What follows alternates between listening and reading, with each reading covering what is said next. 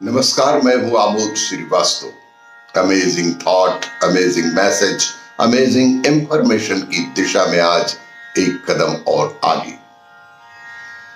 आज के इस दो चिंतन का विषय है कि बहुत ज्यादा स्मार्ट ना बने और दूसरा है चतुर कुत्ता। आपको ये मेरा वीडियो अच्छा लगे तो लाइक करें, शेयर करें और लाल बटन दबाकर सब्सक्राइब अवश्य करें। साथ ही बेल आइकन दबाना बिल्कुल ना भूलें।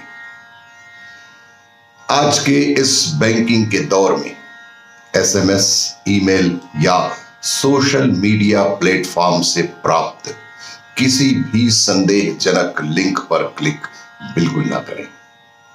आरबीआई कहता है, जानकार बने, सतर्क रहें।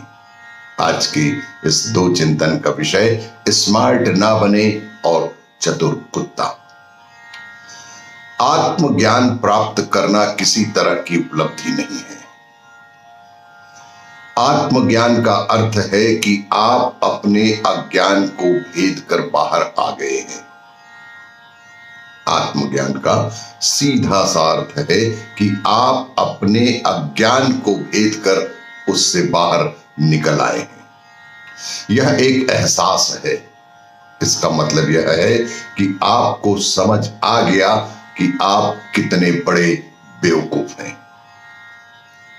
गुरु कहते हैं, आत्मज्ञान प्राप्त करना किसी तरह की उपलब्धि नहीं है। आत्मज्ञान प्राप्त करना किसी भी तरह की कोई उपलब्धि नहीं है। आत्मज्ञान का अर्थ है कि आप अपने अज्ञान को छोड़कर उससे बाहर निकल आए हैं। यह एक एहसास ही तो है।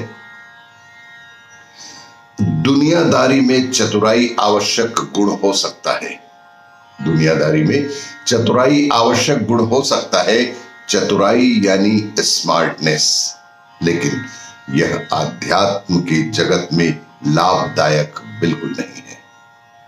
सृष्टि को समझना एक बात होती है, पर सृष्टि के मूल तत्व को समझना बिल्कुल ही अलग चीज है। इसमें आपका स्मार्ट होना बिल्कुल भी काम नहीं करेगा। आप इस तरह दुनिया को संभाल सकते हैं, लेकिन बात जब आपके आंतरिक स्वभाव की आती है तो ये आपको कहीं नहीं ले जाएगा। क्योंकि सृष्टि को समझना एक बात होती है, पर सृष्टि के मूल तत्व को समझना बिल्कुल ही अलग चीज होती है। इसमें आपका स्मार्ट होना बिल्कुल भी काम नहीं करेगा। स्मार्ट होना तभी काम करता है जब आप होते हैं और कोई दूसरा होता है। जब सिर्फ आप और आप ही होते हैं तो आप अपने आप को जितना ज्यादा स्मार्ट समझते हैं, उतने ही ज्यादा बेवकूफ बनने की संभावना जीवन में बनी रहती है। कभी कभी बेहद स्मार्ट व्यक्ति भी किसी सामान्य से व्यक्ति से ठगा जाता है। आज के इस दूसरे चिंतन का विषय चतुर कुत्ता। एक गांव में एक समझदार व चतुर कुत्ता रहता था। एक दिन वो थोड़ा ज्यादा साहसी हो गया। वह जंगल में बहुत अंदर तक शिकार करने चला गया, जहां उसे एक बाघ ने देखा। कुत्ता भागना चाहता था, लेकिन वो जानता था कि अगर वो भागा तो बाघ उसे जल्दी ही पकड़ लेगा और खा जाएगा।